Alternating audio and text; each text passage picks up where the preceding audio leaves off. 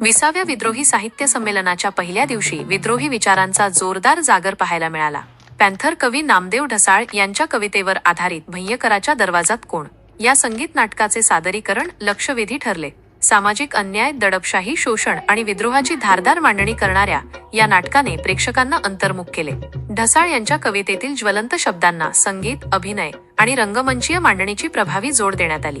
नाटकाच्या प्रत्येक प्रसंगातून पॅन्थर चळवळीचा आक्रमक विचार आणि समाजाला प्रश्न विचारण्याची ताकद ठळकपणे समोर आली.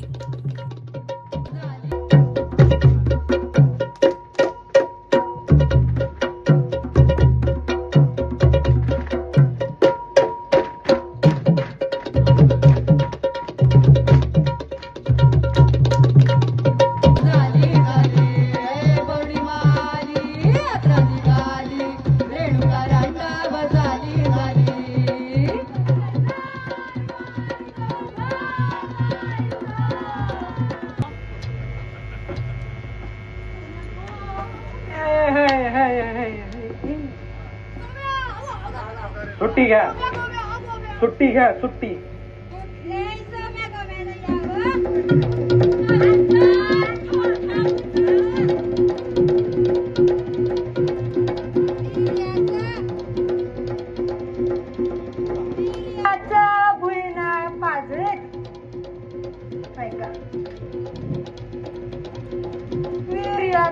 भुईनाळ पाजरीत 8-2-84 असणं, 8-2-84 असणं.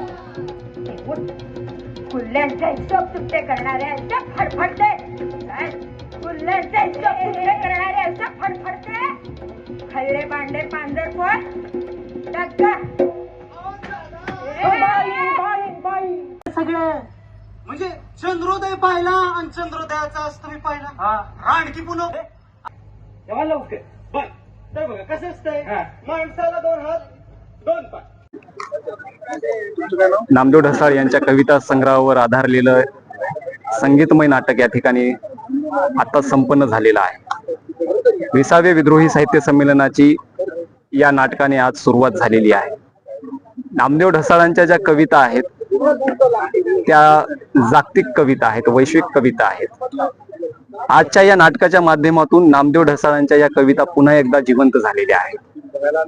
नामदेव ढसाळांच्या कवितेला खऱ्या अर्थानं जर आज आपण बघितलं की नामदेव ढसाळांची जी कविता आहे ती जग व्यापणारी कविता आहे आणि नामदेव ढसाळांची कविता ही माणसावरची आहे.